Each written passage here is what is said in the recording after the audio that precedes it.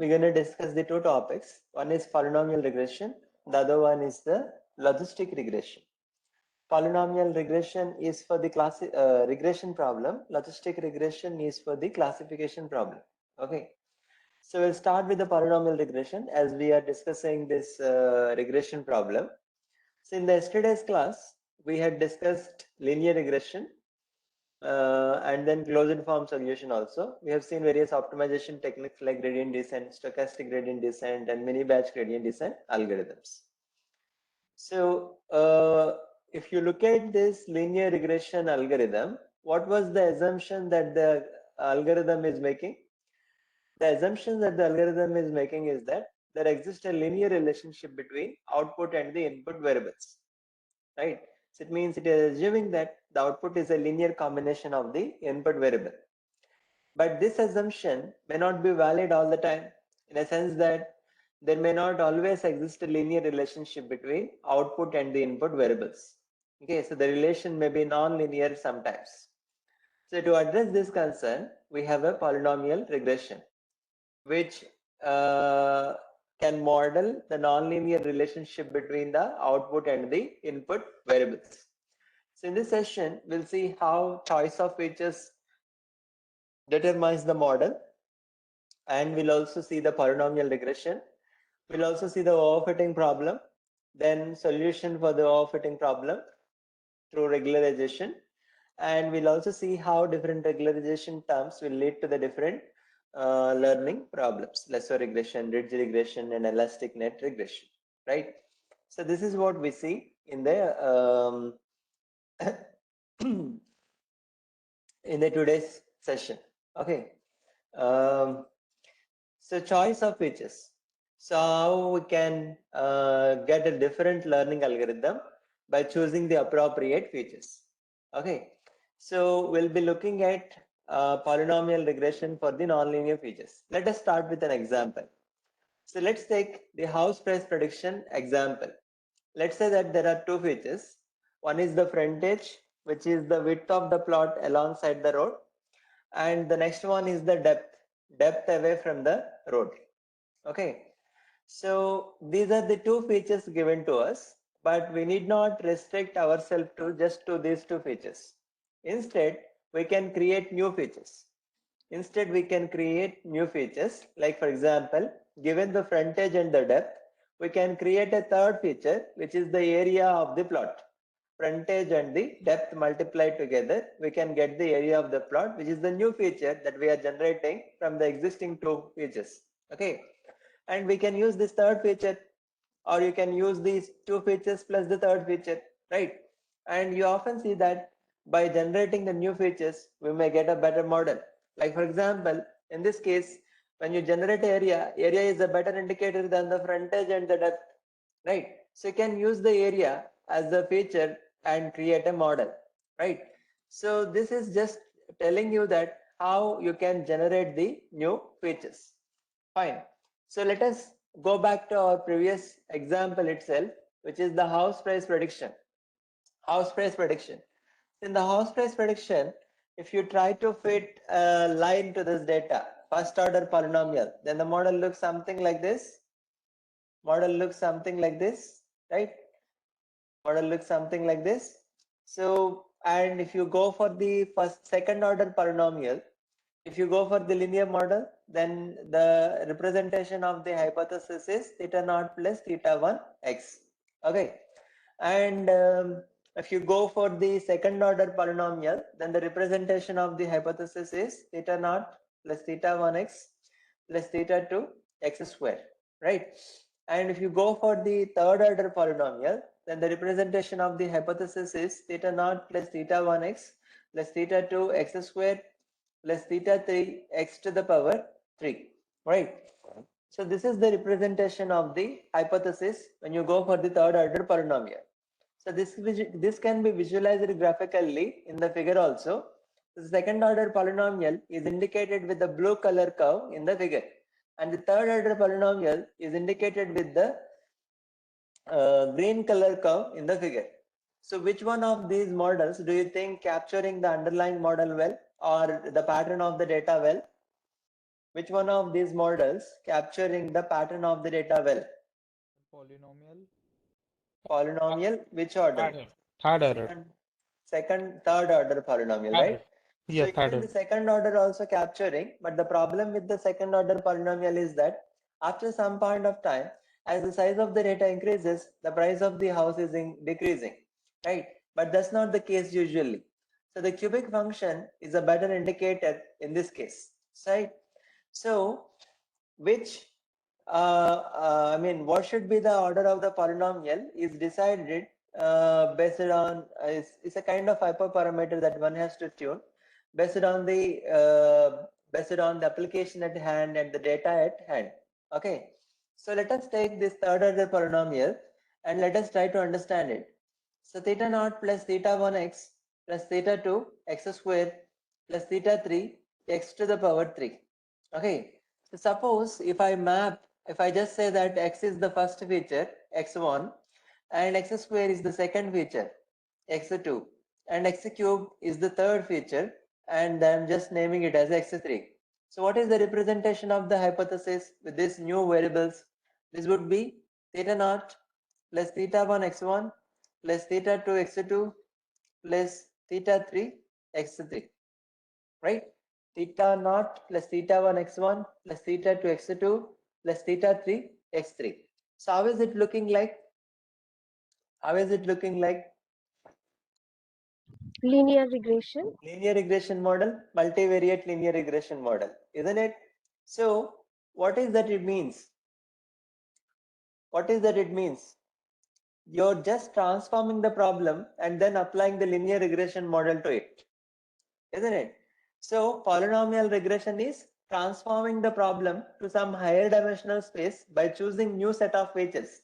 Here you're just generating some new features like x square, x cube, so on, x to the power 4 or x to the power n, right? And then applying linear regression model on that with the new set of features or the transformed problems.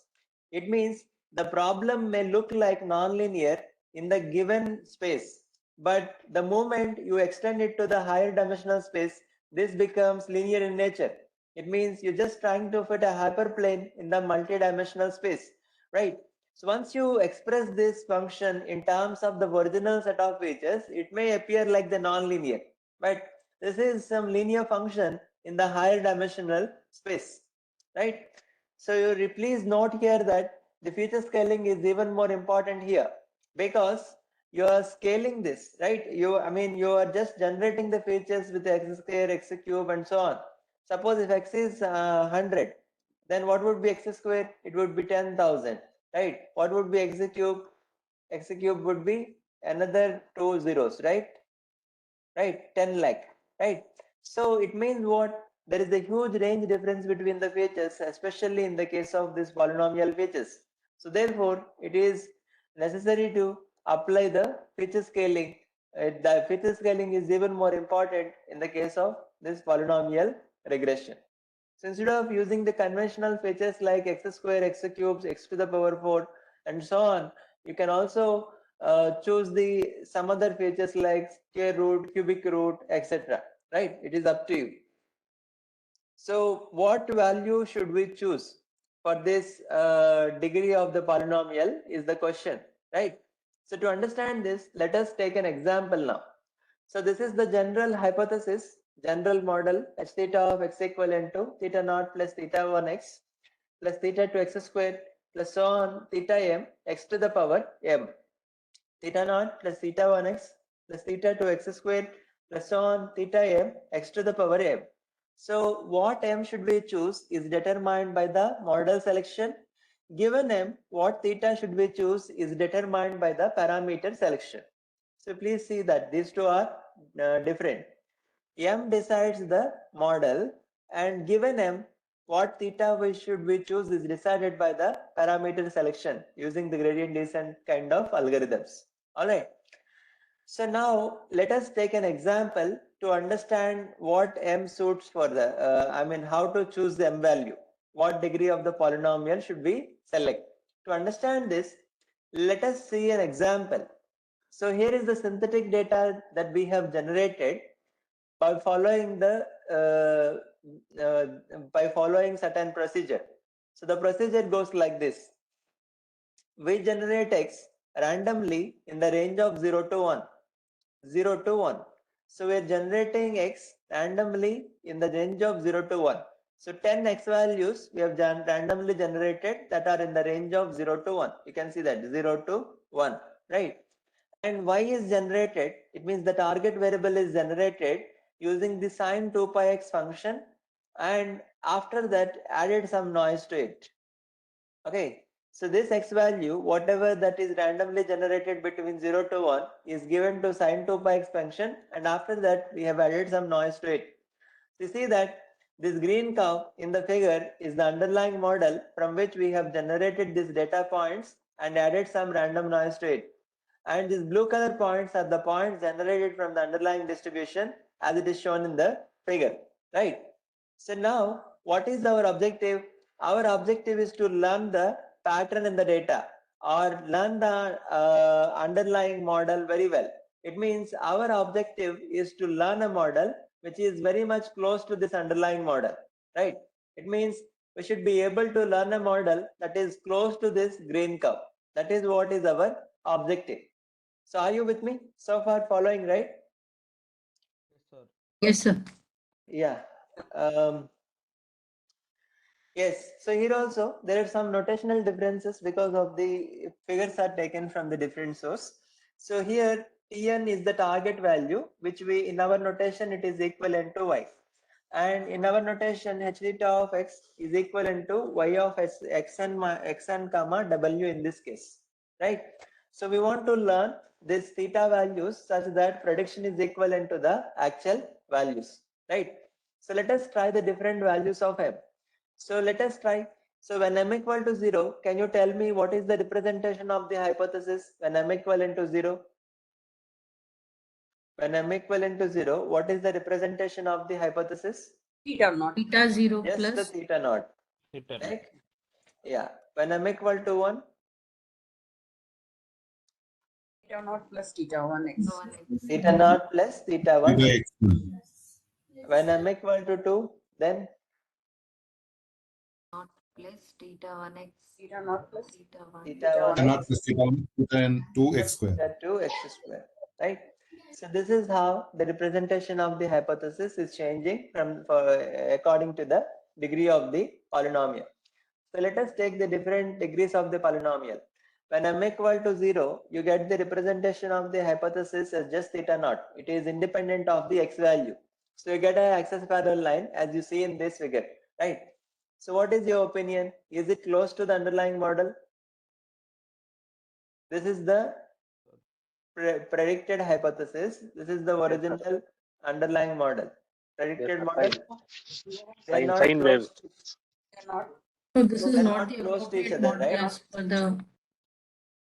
So the predicted model is not at all close to the underlying model.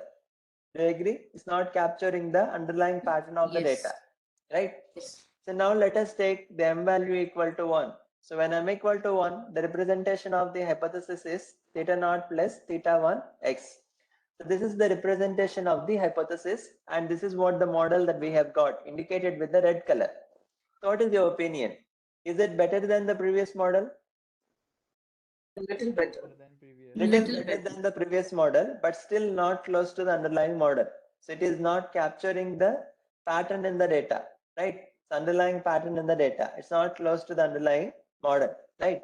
So let us now take the degree of the polynomial to 3, m equal to 3. So when you take m equal to 3, the representation of the hypothesis is theta naught plus theta 1x plus theta 2x square plus theta 3 x to the power 3. So what is your opinion? Is it better than the previous two models? Yes. Yes, sir. It's much better than the previous two models. Also, it is close to the underlying model, right? Though it is not perfect, but it is almost there. It is close to the underlying model. Agree? Yes, sir. Yes. Right. So what is that we got from this? As you increase the degree of the polynomial, your model getting the flexibility to learn more complex models, more complex patterns in the data.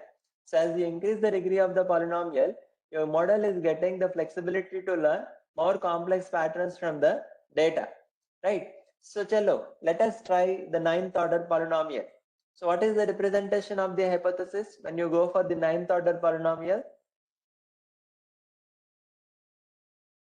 Theta naught, theta 1 such a big x1, series will go, no, sir. theta 1 x, theta 2 x square, so on, theta 9 x to the power 9, isn't it? Yes. Yes, sir. Theta naught plus theta 1 x plus so on plus theta 9 x to the power 9. And you see that this is what is the model that we have got. So what is your opinion? Is it better this than is the previous models? better, but it is totally in a scene of an overfit. Of it. Better, why you are saying it is better? Because the training error is 0, isn't it? It is Yes, sir. going through each and every data point. It means it is exactly predicting each and every training data point very much accurately with 0 error. But given any new instance which is coming from the same distribution, will it be able to identify that correctly or predict that correctly? No, sir. No, right? Because this is not capturing the underlying pattern of the data. So let's say if there is another point coming from the same distribution, let's say it is somewhere here. Because it is coming from the same distribution, it will be somewhere close to this green curve. Now this is the actual value and this is the prediction. It means what? This is failing to predict the future instances, though the training error is 0. So this situation, we call it as a overfitting. Overfitting is a scenario where the model performs very well on the training data, but very poorly on the test data. Model performs very well on the training data, but very poorly on the test data. So this situation, we call it as a overfitting problem. If it is performing worst on both training and testing data, then we call it as an underfitting problem. This is underfitting. High biasness is there in this case because there is a lot of deviation between actual and the predicted values both for the training and testing instances. All right. So this is underfitting case, high biasness, and this is a overfitting case, which is a high variance, right? So the model is oscillating too much in between the data points, and because of that, lot of variance is induced into the model. Because of that, we are getting this overfitting problem. So if you analyze the different values of M versus the training and testing errors, you see that initially both the training and testing errors are high. This is underfitting case. As we increase the degree of the polynomial, gradually the size of this is so the training and testing errors are reduced till certain point. But here you see that the training error is 0, but the testing error is very high. So this situation, we call it as the overfitting problem, right? So have you followed what is the overfitting problem? Yes, sir. Okay. So So this is you have the used it. So excuse me, sorry to interrupt you. no So you problem. have one term. We may come across underfitting and high bias case. Mhm. So Yes. did we discuss any time bias and all? No. That's what I have explained, right? This the lot of deviation between the pattern and the model, right? With respect to training and testing instances, that case we call it as a bias. Just now I have Okay, explained sir. a little Thank bit. you, sir. Thank you. Yeah. Okay. Yeah. So now this is the problem. What is the solution for this problem? We understood what is the overfitting problem. What is the solution for this problem? So the solution, one of the solution for the overfitting problem is that increase the size of the data set. Increase the size of the data set. So let me just take 15 points instead of taking 10 points here. Say same ninth order polynomial, I have not made any changes to the degree of the polynomial. Same ninth order polynomial, just increase it the number of points from 10 to 15. Is the variance reduced or not in the model as compared to the previous? You see this one Yes. and see Yes, this sir. one. Reduce it, right? That oscillation is reduced now. Right? Yes. So let us increase it further. Let us increase the number of points to 100. Now you see that. What is your opinion? It is much closer to the underlying model, right? We have not changed anything. We just induced it, so generated more number of points, right? So increasing the size of the data set elevates the overfitting problem, right? This is one of the solution, right? But tell me one. So you wrote here m equal to 100. Actually, that is n equal to 100, no? Top. There are some notational differences. According to our slides, there is m only. Yes, But yes. in the textbook notation, that is n. So don't confuse between that. Here, n or m, that is the number of instances. In box, number of instances are 100. Outside top, it is m equal to 100. This is the figure that I have got from that pattern recognition letter by Christopher Bishop. They, in their notation, they have used number of instances equal to n. That the notation is that. But from our slides, we have used notation m for the number of instances. To avoid that confusion, I have given m equal to 100 here. Okay. So this n or m means the number of instances, number of points. Sir, if we increase the size of the data set, then the time will increase, no, sir? Then what will increase? The time parameters may increase. The time, in what sense? That to train them, Yes, sir. to reduce the deviation between actual and the predicted values with respect to all the 100 instances. Yes, sir. Right. Instead of overfitting for the data, that is better, right? Oh, okay, sir. Okay, sir. And one more thing, time is not only depending on the number of instances. It is also depending on the termination condition. When the algorithm is terminating, it means the number of iterations that it is taking to terminate. Okay, so probably this will take the less number of iterations as compared to the other one, right? So that number of instances is not only the parameter for the time, right? There are a lot of other aspects that we have to consider when you're talking about the time. Fine. Okay, okay, sir. Yeah. So, but another question here coming in, that is it possible to increase the size of the data set all the time? Is it in our hand? Here, we are generating a synthetic data set. We know what is the underlying model. We know that the underlying model is sin 2 pi x. Using that underlying model, if not 100, you can generate as many number of points as you want to generate. But how do you generate the new data points in the real-time data sets? It may not be possible always, though through random sampling and all people generate sometimes, but it may not be possible all the time. Isn't it so? Can you generate new points for the real-time data sets? Is that possible? That may not be possible all the time. Am I right? How do you generate? Unless you know the underlying model, how do you generate the new data points? Yes, madam. Any query? So when there is a shortage of data, we go with the concept of clubbing 2 or more data and Clubbing 2 or more data sources. yes. If you get, but is it possible to get all the time? That's the question. 2-3 data sets of the same nature, it means the same kind of attribute, same kind of the target variable. Is it possible to get all the time is the question. That may not always possible, isn't it? Yes. In some domains it may be possible, in some domains it may not be possible. You may not have the resources, data resources, right? So what is the generalized solution to solve this overfitting problem is the question now.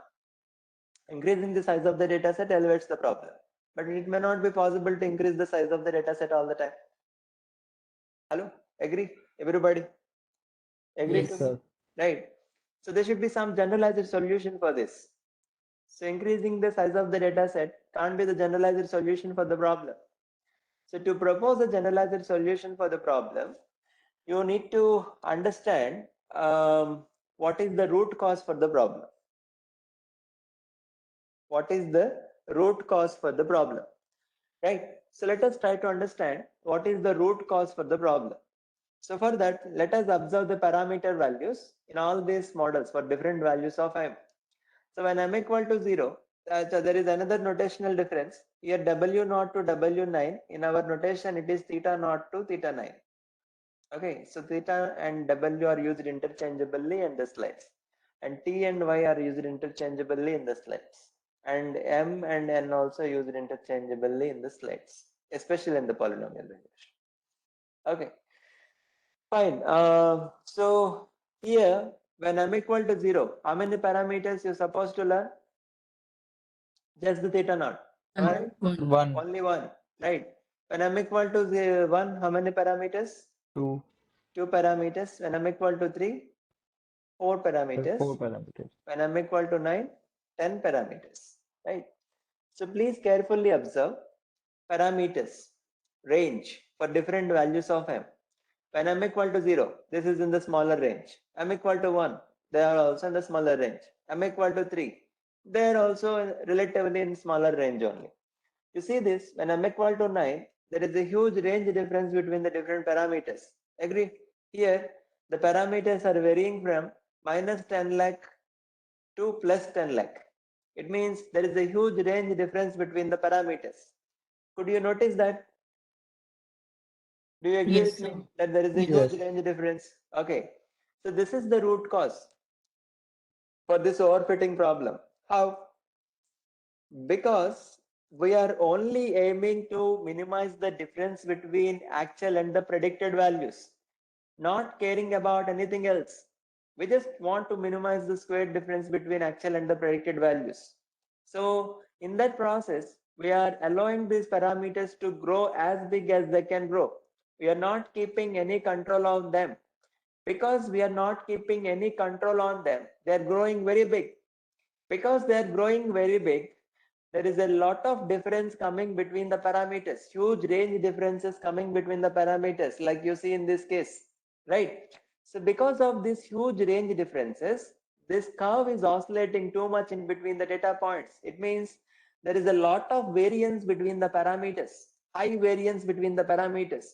Because of this variance, we are getting this overfitting problem. So what is the root cause for all these problems? Root cause is we are allowing the parameters to grow too big. Because of that, high variance is induced into the model. Because of that, we are getting this overfitting problem.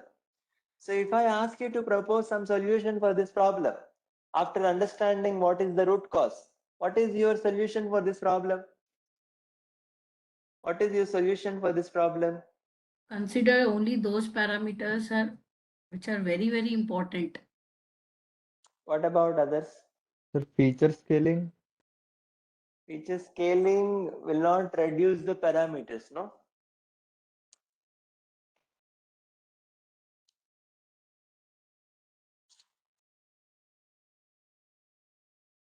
Sir, try some different error model. Is it possible? Sir, is it possible to normalize the values? Normalize the value. You mean to say that can we keep some control on these parameters? Sir? Can we keep some control on the parameters? Yes, sir. Can we not allow them to grow too big? Yes. Isn't it, sir? That's the Yes. problem, right? Because you're allowing them to grow too big, that's creating a problem. So if I ask you to propose a solution, what should be the solution? Don't allow them to grow too big. Regularization. Is it Regularization. Yes. So it means what? We should keep some control on this parameters growth. We shouldn't allow them to grow too big. Isn't it the solution? That is the root cause. That's what we are discussing. Am I right? So you're allowing them to grow sir. parameters too big. That is creating problem. So if you want to solve the problem, what is the solution? Don't allow them to grow too big. As simple as that. Okay.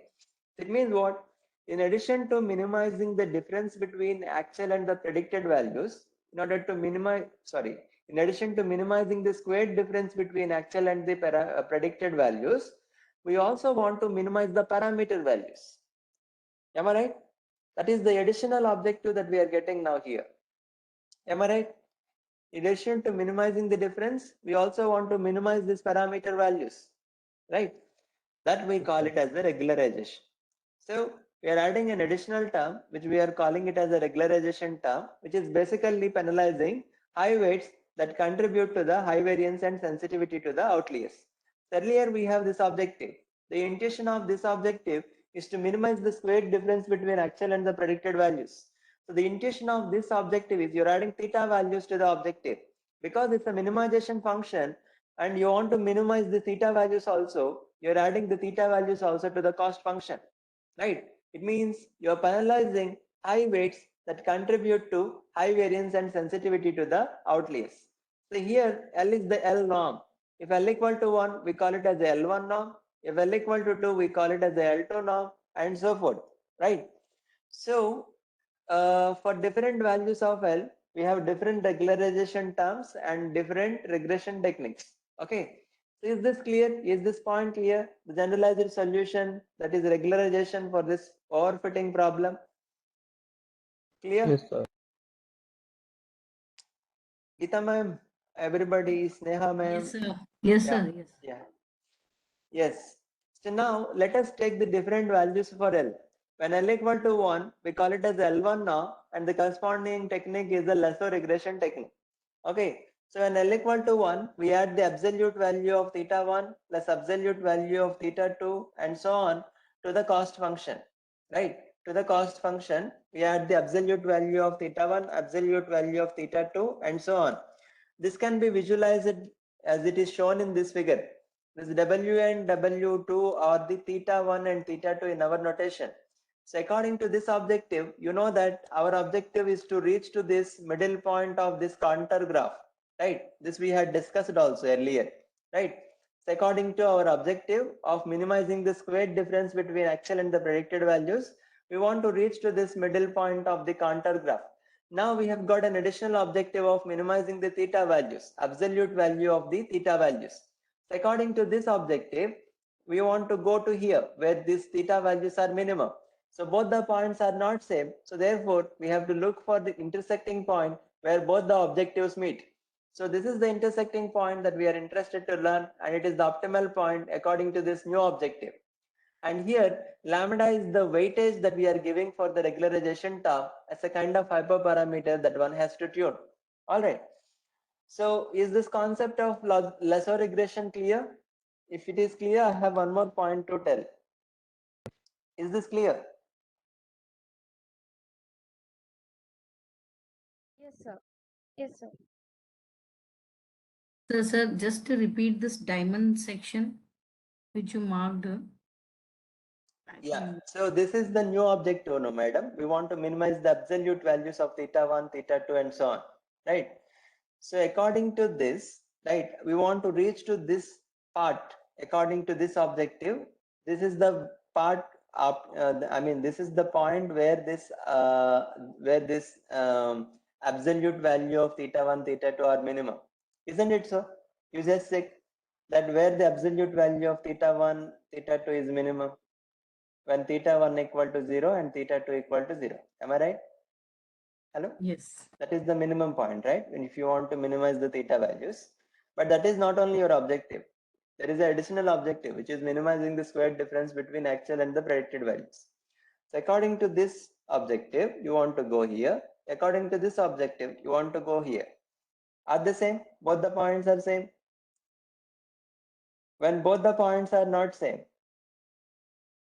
so see that this objective is dragging this solution to here. This objective is dragging the solution to here. They will compromise and maintain the trade-off. So that means what? They're looking for the intersecting point where both the objectives meet. So this is the intersecting point. That is optimal according to this new objective. Is that clear, ma'am? Yes, sir. Thank you, sir. Yeah. So now, if this is clear, I have a question for you. That what is the value of theta 1 at this optimal point? Theta star. Theta 1. Value of theta 1 at this optimal point. 0. Sir. Theta 1 is 0. Agree? Everybody agree? Yes. Yeah. So what is the representation of the hypothesis? Theta naught, theta 1 x1, theta 2 x2, so on. If theta 1 equal to 0, are you considering feature 1 in the prediction? Are you considering feature 1 in the prediction? No, sir. No, no. Not at all considering it, right? Mhm. Right? You're completely avoiding it, right? So it means what? It is automatically ignoring the features that are not contributing for the prediction. right? That's an additional advantage of this lasso regression. This has got the inbuilt automatic feature selection feature. Okay, so it means this is automatically selecting the features that are important for the prediction and ignoring the features that are not contributing for the prediction. Okay, so this is a kind of embedded feature selection technique as well. Okay, so you may ask that, are they unimportant features also? Definitely, there may be some unimportant features based on the problem at hand. Let me give you some example here. Let's say that there is a student information.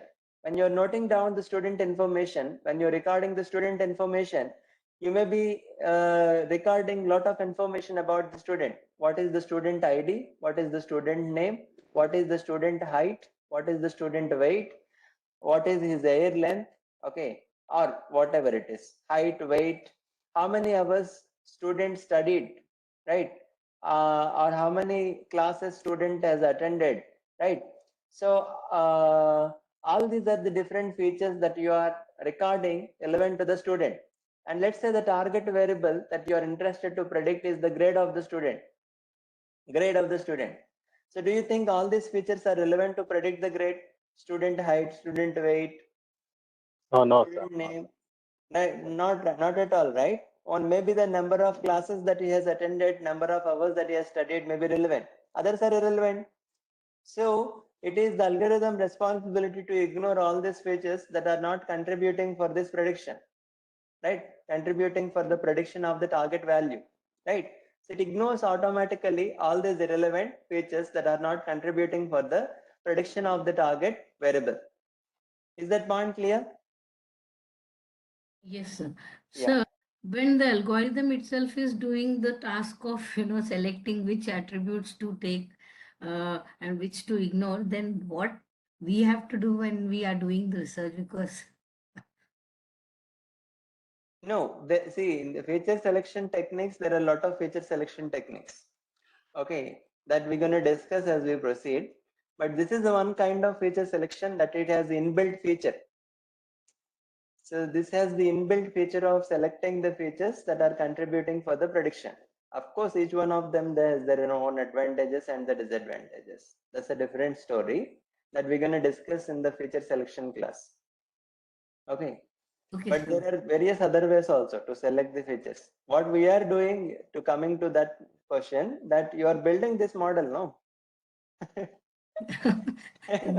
But it's so good to know that there is something also. Thank you, sir.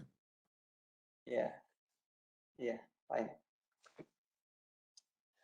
Fine. Ridge regression. When you go for the L2 norm, L2 norm is square root of theta 1 square plus theta 2 square plus on theta n square. This is what we add to the cost function, right? Lambda is the weightage that we give to that.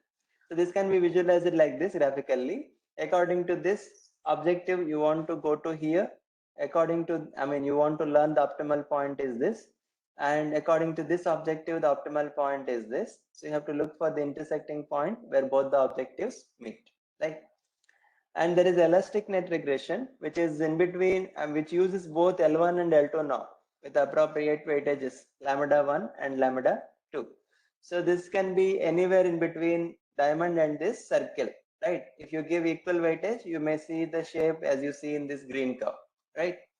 So depending on the regularization term, this shape may vary. When L equal to 4, this is the shape. When L equal to 2, this is the shape. L equal to 1, L equal to 0.5, L equal to 0.1, and so forth. So if you generalize this, Lth norm is equivalent to Lth root of absolute value of theta 1 to the power L plus absolute value of theta 2 to the power L plus on absolute value of theta n to the power theta d or theta n, whatever the notation that you give, to the power L. Okay, number of dimensions. Okay, so let us see the effect of this regularization term now. So let us take the different values for lambda. So lambda equal to log lambda equal to 0. What is that? It means lambda equal to e to the power 0. So what is e to the power 0? Isn't it 1? Hello? Isn't it 1? Lambda, right? Anything to the power 0 is 1. So it means you are giving more importance for the regularization term. So in this, you are giving lambda equal to 1. It means you are giving more importance for the regularization term. So as a result, when you give the more importance for the regularization term, in this figure, you can see that you want to go more close to this point rather than this point. So it means as a result, this theta 1 values, theta 1 to theta d values will go close to 0. Because they're going close to 0, you get axis parallel line. Because all of them are 0, your model is something like this, theta naught plus theta 1 x1 plus so on, theta d xd. Right? If theta 1 to theta d are close to 0, this is almost equivalent to theta naught. So it means it is model is underfitting because you're getting axis parallel line, right? Fine. So now let us take lambda equal to minus 18, log lambda equal to minus 18, lambda equal to 2.71 to the power minus 18. It's not 0, but it is very close to 0, some small value for lambda. In this case, you see that you're getting a model which is very much close to this underlying model. So not changing anything. The same ninth order polynomial, same 10 data points. But only thing that you have done is that you have added regularization term with appropriate weightage. Now you got a model which is close to this underlying model with this change. Now, if you observe the different values of lambda, and log lambda equal to minus infinity, it means lambda equivalent to 0. It means you're not giving any importance for the regularization term. The model is overfitting because of the parameters growth. When log lambda equal to 0, it means lambda equal to 1. Then you're giving very much importance to the regularization term. It means rather than minimizing the difference between actual and the predicted values, you're just trying to minimize the parameter values. That you are giving more importance to reducing the parameter values than reducing the difference between actual and the predicted values. As a result, the model is underfitting. So this is overfitting scenario and this is underfitting scenario. When you give appropriate weightage to the lambda, you get the correct fitting and the values are in the appropriate range. All right. So that's the summary of this regularization term. So you can see that for different values of lambda, you see that as you reduce the importance for lambda, it means lambda is going close to 0, then it is leading to overfitting situation. When you give more importance for the lambda, both the training and testing errors are high, it is leading to the underfitting scenario. All right. So both the things are problematic. You have to choose the appropriate value for this lambda. All right. So in this session, we have discussed how the choice of features determine the model. And we've also seen what is the problem with this polynomial regression model. What is the overfitting problem? How to address that? We have seen two solutions. One is increasing the size of the data set, but this may not be the generalized solution. So the second one is regularization. Yeah, madam. Controlling the parameter. Controlling the parameters, which is by adding the regularization term. We have seen different regularization terms. For L1 norm, we called it as the what is that? Lasso regression. For L2 norm, we called it as a ridge regression. Use both of them, we call it as a elastic net regression. And we've also seen the effect of lambda on this training and testing errors. Okay, that's all. Thank you very much and happy learning. I'm thinking that after discussing this hands-on part of both the linear and regression models, we'll wind up the session for today. And we'll continue this session by taking one more extra hour after, we'll continue the topic tomorrow only, but to compensate that time, I will take the extra classes. Is that okay with you? Oh, okay, Today, sir. this Sir, much only, sir. Uh-huh.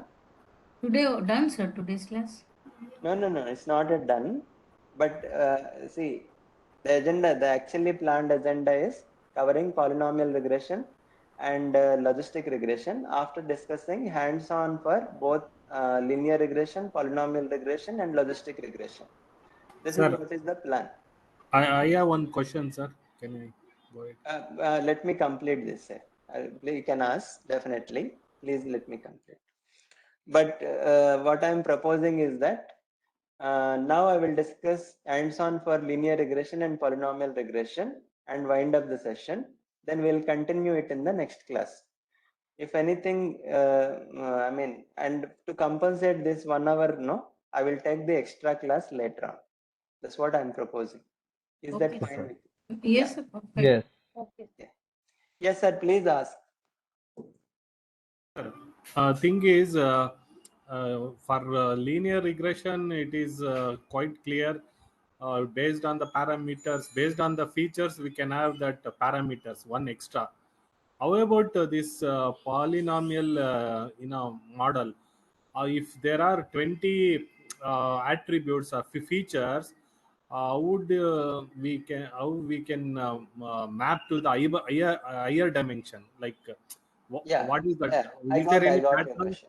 Yeah, Yes, I like got your question. I have some doubts in that, sir. Yes, yes. Don't worry, What I kind got it. of pattern we are So going let's say to that map? we have two features. Let us start with two features. Now we have one feature. When you have one feature, x, okay, when you go for the second order polynomial, you're generating x squared. When you go for the third order polynomial, you're generating x cubed. When you go for the mth order polynomial, generating x to the power m, right? So if you are selecting the degree of the polynomial to m, the features that you have is x, x squared, x cubed, so on, x to the power m. Now your question is, how do we generate the polynomial features if we have more than one feature? Like let's say x1 and x2. 20 features. Assume that 20 features, we'll go to that. No, don't worry. Okay, let us not jump into it.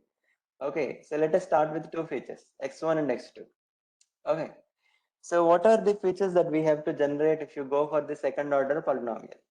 First answer to this question, then you will get answer for the 20 features. Okay, sir. So what are the features that we need to generate if you go for the second order polynomial when you have two features? I We'll think have to generate x1 square, x2 square, x1 and x2. All the second degree polynomials possible, we have to generate. Similarly, if you go for the third order polynomial, you will have to generate x1 cube, x2 cube, x1 square, x2, x1, x2 square. All the third degree polynomials, right? So now tell me, if you go for the third order polynomial, how many parameters you are learning? Theta naught, theta 1, theta 2 here, and another 3 parameters, theta 3, theta 4, theta 5, another 4 parameters here, theta 6, theta 7, theta 8, theta 9, and total 10 parameters. So can you tell me what are the features that we have to generate if you go for the fourth order polynomial when you have two features? fourth order x1 4, x2 4,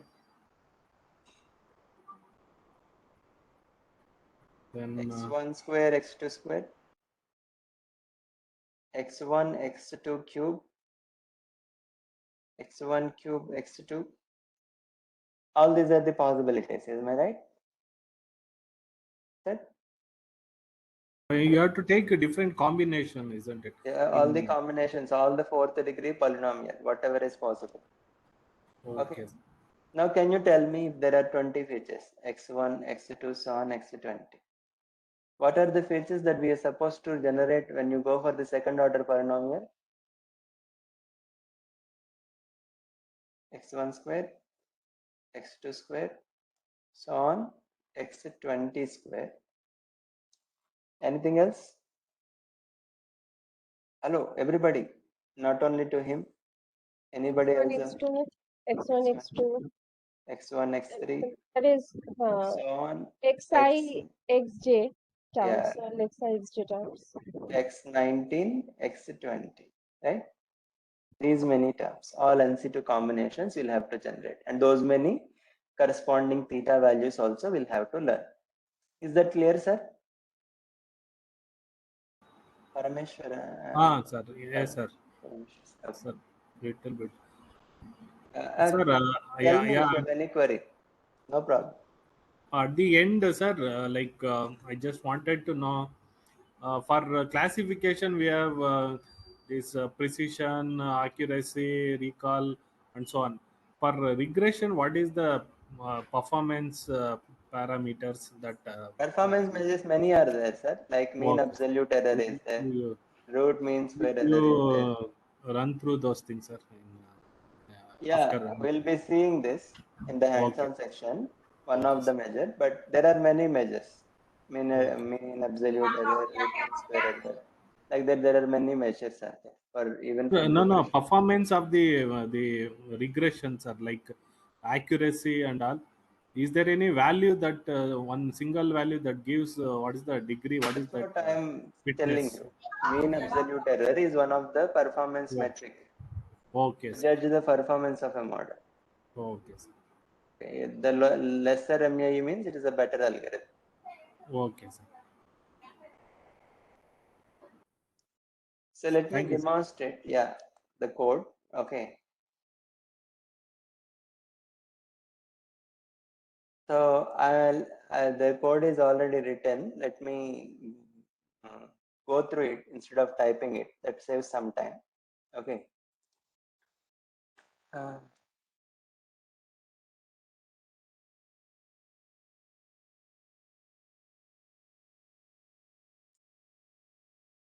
But have you, all of you, followed this theory part?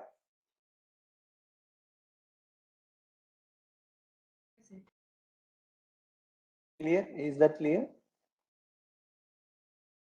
Both the linear regression and polynomial regression. All those things are clear, right? Yes, sir. Yeah. So yes. So we'll be implementing all these algorithms using the scikit-learn library. Okay. So if you want to implement any algorithm using the scikit-learn library, follow the 6-step process that I'm going to demonstrate. Okay. So 6 steps are very easy steps. You will feel it very easy. You will may feel like, is this how easy? I mean, is this much easy, right? So we'll start with this first step. First step is import all the required libraries. Okay. So import all the required libraries. So here are the different libraries that are required. I'm importing them. I can explain you that why each one of this library. So here we want to implement the linear regression model that I'm importing from scikit-learn library, sklearn.linear model. I'm importing the linear regression model, right? And next one, I'm importing the data set to try this model, right? So here I'm loading the Boston data set, Boston house price prediction data set. So this is the house price prediction data set in which 13 attributes describe the house. The target variable is the price of the house in dollars, right? So this is the data set that I'm importing, which is a toy data set to play with our written code, right? So you can see that sklearn.datasets, I have shown you also that sklearn dataset, there are various datasets, toy datasets, real world datasets, synthetic datasets, the other datasets also there. So from which I am importing some toy dataset, load Boston dataset. And sir, your question, Parmeshwara sir, sklearn.metrics, I am importing mean absolute error, which is an Okay. evaluation metric to judge the performance of a model. I'm Okay, just sir. naming it as an MAE. There are other metrics also. If you want to see what are the metrics available, just type sklearn.metrics, sklearn.metrics, and go to the very first link. You will see the metrics problem wise. So these are all the metrics relevant to the classification. These are all the metrics relevant to the clustering, and these are all the metrics relevant to the regression. You can see that max error, mean absolute error, mean square error, like that. There are various measures as you see here. We can import any of them, but I'm just importing mean absolute error, which gives the mean absolute difference between actual and the predicted values. Okay, so this scikit-learn library also having this metrics also. And from sklearn.model selection, I am importing the try and test split. Try and test split also I am importing. Why this try and test split? Try and test split is to divide the data set into training and testing, right? So training data, testing data. It is making the given data set into two parts. One is the training data, the other one is the testing data. So why do we have to do this? Can anyone tell me why do we have to divide the data set into training and testing? Sir, because we have to test our model, so we are splitting. So we have to test we want to test our model, Yes, sir. that how our model is performing Work. with Yes, respect sir. to the new instances that the model has not seen, right? But Yes. in general, we don't know, I mean, for the new instances, we don't know what is the corresponding target value. That's why, given the training data itself, we are dividing it into training part. One of the part we are taking as a training data to build the model. And another data set, we are calling it as a test data, that we are hiding it from the model building and evaluating the model performance with respect to this data set, because this data set has not seen by the model at the time of model building, right? So this gives an idea that how the model is performing with respect to the new instances. That is why we are splitting the data set into two parts, training and testing. Clear? Is that clear? Right. The next one is matplotlib.pyplot. I'm importing. This is to provide some visual aid for the problem at hand. Visual aid for the problem at hand. Okay. The first step is over. What is the first step? Import all the required libraries. That is done. We have imported all the required libraries. Now the second step. Second step is to load the dataset or read the dataset. Here, what is the function that we have imported for this purpose? Load booster. So I'm just calling that method, load booster. So this returns the dataset. That's all. Second step is done. The second step is done. So the first step is importing the required libraries. Second step is loading the dataset, okay, or reading the dataset, whatever. You can read it from the local file also, that we're gonna see in the coming programs. Okay, we can even generate the dataset also, that we will see in the polynomial regression.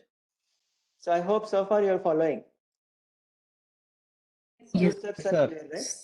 So now Sir, prepare, yeah, madam. so in future, if time permits, discuss regarding web scraping also. Which madam? Web scraping, so that we can make the data from various sources. If time permits, we'll see, madam.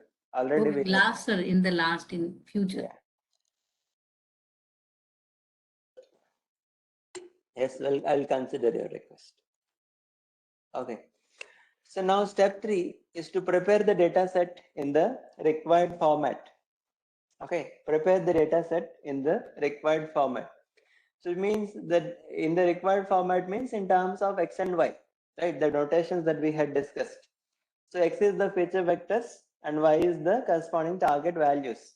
So here I'm accessing dataset.data to get x values and dataset.target to get the y values. So dataset is whatever that we have got in the previous step. So access dataset.data, you will get the x values. Access dataset.target, we will get the y values. So the third step is also done. So easy, right? So far, are you feeling it easy? Very easy. Yes, sir. Yes, sir. Very easy. Yes, So sir. fourth step is split the data set into training and testing. So here we are splitting the data set into training and testing. Can you tell me what is the method that we have imported for this purpose to split the data set into training and testing? The train test split. Train test split. Okay. So can you guess what should be the input for this train test split? Sir, X and Data. Y. X and Y. X and Y. Yes, obviously X and Y. So we are calling this train test split, passing X and Y as the input, also passing the test size as the input. Test size is 0.3, means 30% of the data randomly selected as test data and remaining 70% as the training data. So here random state is optional. You need not fix the random state, but here I am fixing the random state to certain number because I am demonstrating and I expect every one of us to get the same results, right? So if you fix the random state, every one of us will get the same random division of the training and testing data and therefore same results. All right. So otherwise we don't fix the random state. Okay. Without fixing the random state, we repeat the process for multiple times and take the average results. All right. So yeah, that we are not doing here, but yes. So this returns both the training and testing data. Xtrain, Xtest, Ytrain, Ytest, in the same order it returns. So Xtrain, Xtest, Ytrain, Ytest, it is returning. So now I have the training data, which is Xtrain and Ytrain. I have the test data, which is Xtest and Ytest. Okay. So now step 5 is to build the model. So do you remember what are the first 4 steps? First step is Import the libraries, importing the import the data libraries, set, load prepare the data set, then Yes, sir. prepare the data set in the required Prepare. format, then Yes, sir. split the data set. Now the 5th step is build the model. What model we are trying to build? Linear Linear regression. regression model. So linear regression model I'm calling. If you don't pass anything, normalization is by default it is false. If you want to apply feature scaling also, just set the normalize equal to true. So this is it is returning a model. Once you get the model, fit it for the training data. So this gives the representation of the model, but it is not the optimal parameters, not with the optimal parameters. So if you want to get the optimal parameters, fit it for the training data. So to fit it for the training data, call model.fit, pass the training data as the parameters of the model. So xtrain comma ytrain you are calling here, passing here, right? So the next, so 5 steps are over. Importing the libraries, loading the data set, preparing the data set, splitting the data set, and building the model. Now the last step is predict and evaluate. Predict and evaluate, right? So to predict, what data should we pass as an input for the predict function? test. Sir, Test data. So I'm calling model.predict, for which I'm passing x test as the input. So please note here that I'm not passing y test. I'm just passing x test. And this returns the predicted values. I'm just naming it as a y predict. Now I know the ground truth values, which is y test. I know the predicted values, which is y prediction. I'm comparing them and computing the mean absolute error. So MAE is already imported. So I'm calling MAE and computing the mean absolute difference between y test and the y prediction. I'm just naming it as a MAE error and printing that. See here, if you see this mean absolute error that we have got here is 3.16. Okay, 3.16, right? So this is 6 steps. Sir, Yeah. sir, why we passed X test to predict? See, because we want to evaluate the model's performance, right, with respect to the new instances. And this X test is the testing set of instances not seen by the model. Because at the time of model building, we have only used the training data. We have added the test data, right? So to Okay, sir. understand what is the test error, it means with respect to the new instances, how the model is behaving. To understand that, we have predicted for the test data. Okay, sir. Yeah. Okay, is that clear? 6 steps. So shall we recall what are the 6 steps? Yes, Yes, sir. sir. First, Sir, loading the libraries, import the required libraries. Second, load the processing the, data set. yes, sir. Third, The train test, split, no, third, one step is Prepare missing. the data. Prepare the data set in the required format. Fourth, Then split the Sir, data. split the data set into training and Sir, testing. build the model, Build the model, And and evaluate the model. evaluating. evaluate them, predict and evaluate the model, right? So please, one more point, I want you to make note of this. Here, when you are splitting the data set into training and testing, you will get one random split, isn't it? If you don't fix the random state, each one of us will get the different random splits, right? So is it a good idea to judge the performance of a model based on just a single split? Single random split? No, sir. No, right? Because this single random split may be biased, Yes, sir. right? So it is not a good idea to judge the performance of a model based on the single random split. So what is the solution for this? The solution for this is either you repeat the process for some sufficiently good number of times, like 100 times, and take the average, which will give you the stable error or the stable performance measure. Okay, that is one possibility. Other possibility is apply the k-fold cross validation, right? So you know k-fold cross validation, right? Yes. Yeah, so apply k-fold cross validation. There are methods also in scikit-learn library. Cross-val score is the method for that. So you can apply this cross-val score on this model and evaluate the performance of the model. That is also another standard way, more standard way in fact. All right. Fine. So this is the 13-dimensional data. So therefore it is not possible to visualize the data. So for this visualization purpose, I'm taking a different data set that we're going to generate by our own, right? So for this, I'm importing sklearn.datasets. I'm importing make regression. Make regression is the synthetic data set that we are generating. So here I'm generating 100 samples. I'm passing number of samples equivalent to 100, number of features equivalent to 1. And noise determines the spread of the data. If you give more noise here, the spread will be more. And I'm calling the linear regression model. I'm fitting it for the same data and also predicting for the same data. So, Sir, what is the preferable mean absolute error to call it a better model? Like lesser is better, sir. You can't say particular is better any because it range depends. between No range. Because see, like for example, I'll tell you. Let's say you're predicting weight of a person. Okay, let's say it's a regression problem. You're predicting a weight of a person. What is the general range of values for weight? Maybe in between 40 to 150 or 40 to 120, something like this. Hello, am I right? Hello, sir. sir. Yeah, right. So if this is the range, so how do you say that if it predicts the weight of a person with plus or minus 1 kg, you will feel it that model is good enough. Am I right?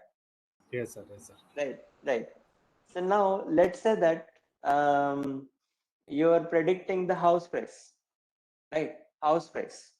Okay. So which is in the values are in the range of, let's say, some $1,000 to $5,000. Okay. So then if it predicts within plus or minus $5 also, you feel the model is good. Am I right, sir? Yeah, yes, sir. Yes, sir. Absolutely. Yeah. So suppose you are forecasting the temperature, right? Temperature values are generally in the range of some centigrades, let's say 35 degrees to 45 degrees. So here, if you predict with a range of some plus or minus 0.5 centigrade, then you feel the model is better, right? So tell me now, how can you tell a particular thing is better? It depends on the application, isn't it? And the range of the values that the problem is taking. Am I Yes, sir. right, sir? Yes, Right. sir. So that we cannot say particular thing is lesser is better. That is the only thing that we can say. The lesser, it is much better. Clear, sir? With these examples, is that clear? Is it clear, sir? Sir. Yeah.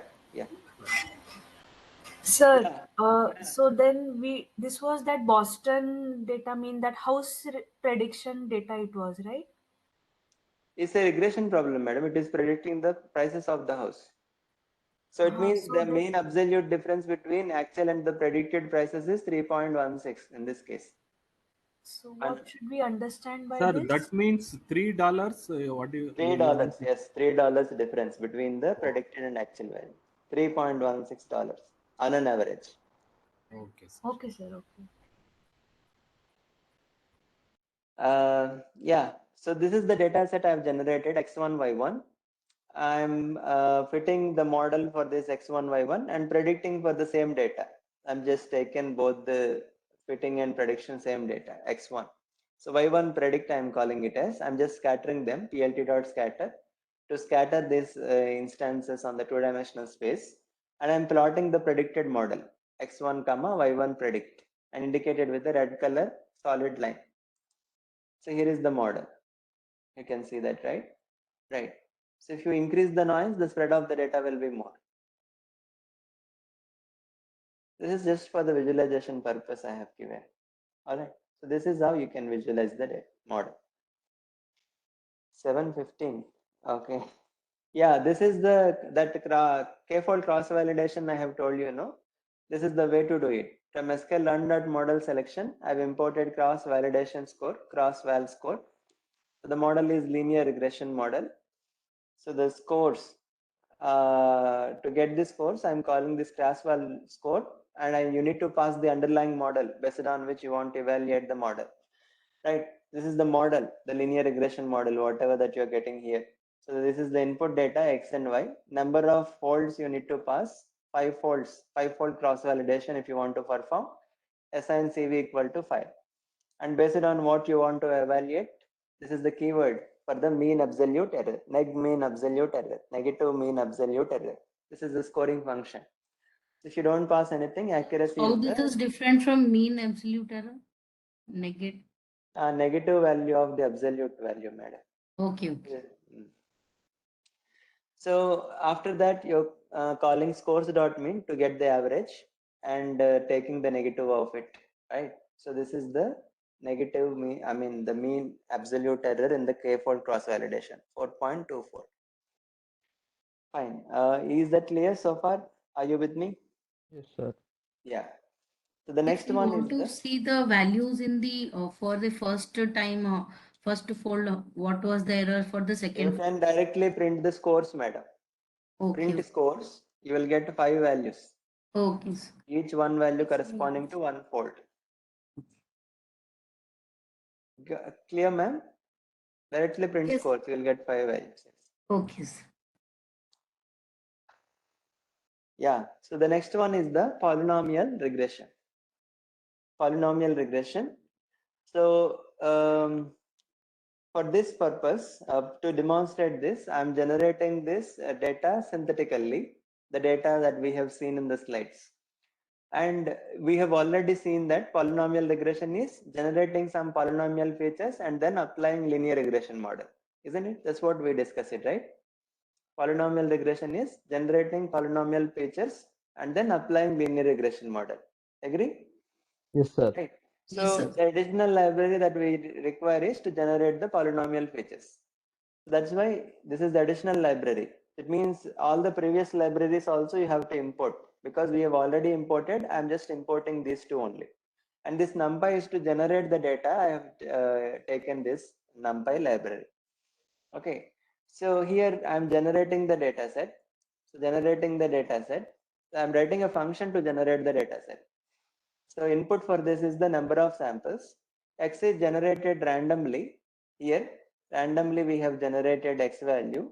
Let's say using some normal distribution we have generated. Right. So X is generated, okay, I'm sorry. X is generated randomly by following uniform distribution. And we are just converting these values in the range of 0 to 1 by dividing it with the maximum value of it. And then sorting them. The sorting is basically to get a curve in the nice representation, right? Just sorting them. Then y is generated by giving it to sine 2 pi x function. So x is given to sine 2 pi x and then added some random noise, and noise follows the Gaussian distribution. This by 10 because I just want to add some small noise. If you want to add more noise, remove that by 10. Okay. So then I just making them column vectors, right? By reshaping them -1, 1, reshaping -1, 1, and returning x, y. This is the data required. We are generating the data in the required format directly. Then what is the, if you want to see how the data looks like, you can call this function. So I'm calling generate dataset function, whatever that we have written just now, passing the number of points as the 100 points. I got x, y and scattering them. Plt dot scatter of x, y. Okay, so this is how the data looks like.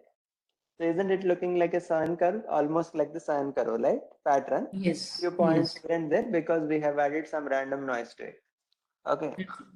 Yeah, and now the task is to get a model that is close to this underlying distribution. Okay, so I'm also writing a function to generate the polynomial features. So the input for this is the original x and the degree of the polynomial. So I'm just calling the polynomial features which we have imported there, and passing the degree is whatever the input that I'm receiving here. So I got the model, call the model.fit transform to get the transformed x. It means x after generating the polynomial features.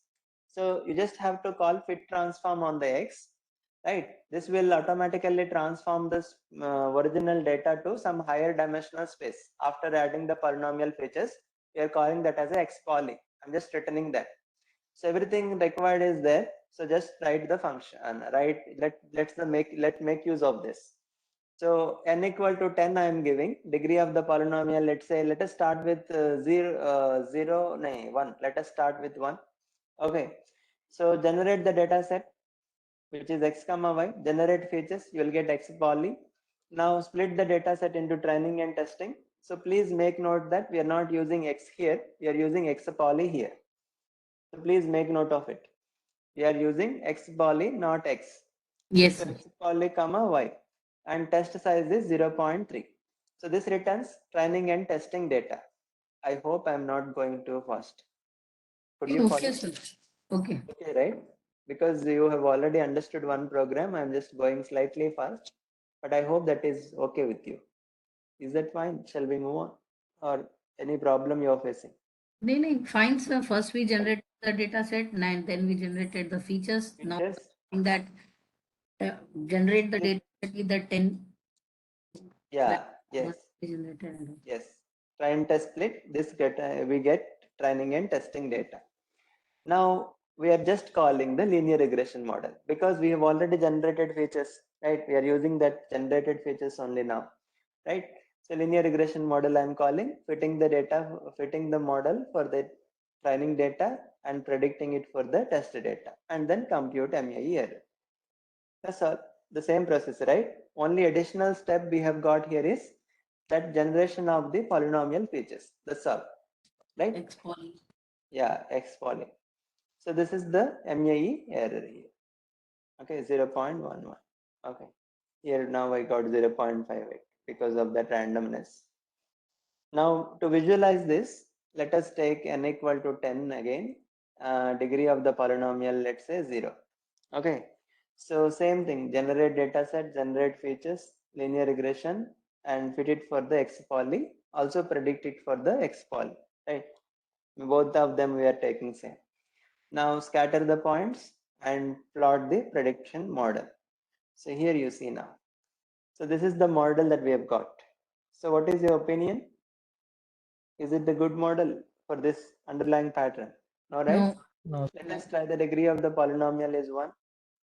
Little better. Degree of the polynomial is 2. A little more better. Let us try degree of the polynomial is 9. It is going through each and every data point and it is overfitting, right? Right. So one of the solution for the overfitting problem is increase the size of the data set. So n equal to 100, let's say. Now you see that you got a better model, right? Yes. Right. So n equal to 1000, let's say. Very perfect model. Very smooth. Again, this is again a. This is not even a perfect. Very, very perfect. Yeah, very, very perfect. With this we can see the beauty. The Ah, exceptionally well if you're having the data, large data set. yes, yes. Yeah. Now the other solutions also I have proposed, right? Lasso regression, ridge regression, elastic net regression, all that. So I'm not writing that. You can explore that. Same way you can implement them as well. From sklearn.linear model, you can import lasso or ridge or elastic net. The same way you can call. The same way we have called linear regression model now. Same way you can call lasso or ridge or elastic net and fit the model for the training data, predict for the test data. So that's all about the implementation. Anyhow, it is already 7:30. I thought of closing early, but it come to No, sir, 7:30. good, sir. Very good, sir. Thank you. Yeah, yeah. So Let's we will try to implement lasso